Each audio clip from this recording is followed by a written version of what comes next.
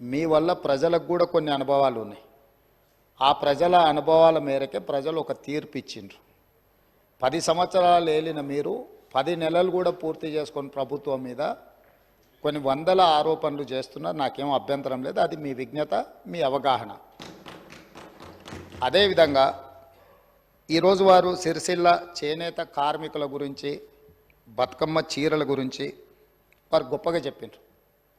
నాకేం అభ్యంతరం లేదు. చేనేత కార్మికులకు పని కల్పించడం కోసం ఆనాడు ప్రయత్నం చేసి ఈ పథకాన్ని ప్రవేశపెట్టినామన్నారు. 2017-18లో నాకు తెలిసినంత వరకు మొట్టమొదట ఈ చేనేత కార్మికులకు బతుకమ్మ చీరల పథకాన్ని ప్రవేశపెట్టారు. నేను సూటిగా వారిని అడుగుతున్న ఒకటే మాట, అక్కడ ఇక్కడ డొంక తిరుగుడు కాకుండా మీరు ఈ పథకాన్ని ప్రారంభించిన సంవత్సరం మీరు సిరిసిల్లలో నేత కార్మికులకు పనిచ్చి బతుకమ్మ చీరలు తీసుకొచ్చి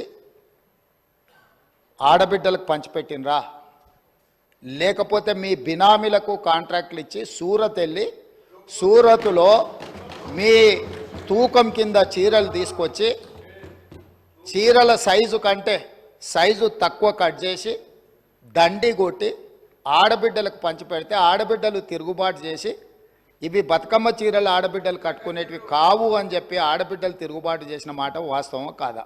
తమరి ద్వారా వారిని నేను ఏమడగదలుచుకున్నా అంటే ఒకటే మాట, స్ట్రైట్గా సమాధానం. మీరు పథకం ప్రారంభించిన రోజు పేదలకు ఇచ్చిన చీరలు సిరిసిల్ల చేనేత కార్మికులు నేసినాయా? సూరత్కి వెళ్ళి కిలోల కింద తూకంలో కొనుక్కొచ్చి కమిషన్లు కొట్టి పేదలను మోసం చేసిండ్రా లేదా వారు చెప్పాలి. నెంబర్ 1 అధ్యక్ష. నెంబర్ 2, వారు అధికారం కోల్పోయేటప్పటికి మీరు అదే సిరిసిల్ల చేనేత కార్మికులకు 275 కోట్ల రూపాయలు బతుకమ్మ చీరల బకాయిలు పెడితే మా ప్రభుత్వం వచ్చిన తర్వాత మా మంత్రి పొన్నం ప్రభాకర్ గారు, మా ఆది శ్రీనివాస్ గారు వస్తే 100 కోట్ల రూపాయల బకాయిలు విడుదల చేసింది నేనా కాదా? ఓసారి రికార్డులు చూసుకోవాలి అధ్యక్ష. అదేవిధంగా ఎయిర్పోర్టుకు మెట్రో రైల్ గురించి చాలా విషయాలు వారు మాట్లాడినరు. దాన్ని మళ్ళా ఇంకొక సందర్భంలో నేను వివరంగా చెప్తాను దాని మీద. కానీ వారిని నేను అడిగే ప్రశ్న, ఎంఎంటీఎస్ శంషాబాద్ దగ్గర ఉమ్నాబాద్ వరకు ఎంఎంటీఎస్ వచ్చింది.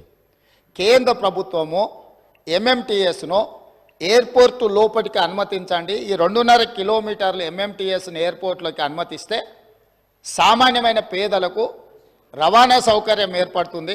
హైదరాబాద్ మహానగరాన్ని నుంచి అంతర్జాతీయ ఎయిర్పోర్ట్కు ఎంఎంటీఎస్ ఏర్పాటు చేస్తామని కేంద్ర ప్రభుత్వం దాదాపుగా 7 సంవత్సరాలు 2.5 కిలోమీటర్లు భూమి ఆ ఎంఎంటీఎస్ నిర్మించడానికి అడిగితే మేము ఇవ్వము, ఈ పథకమే అక్కర్లేదు అని ఎంఏయుడి మినిస్టర్గా, ముఖ్యమంత్రిగా చంద్రశేఖరరావు గారు, తారక రామారావు గారు కేంద్ర ప్రభుత్వం అతి తక్కువ ఖర్చుతో అంతర్జాతీయ ఎయిర్పోర్ట్కు ఎంఎంటీఎస్ నిర్మిస్తామంటే వద్దని తిరస్కరించిన మాట వాస్తవమా కాదా?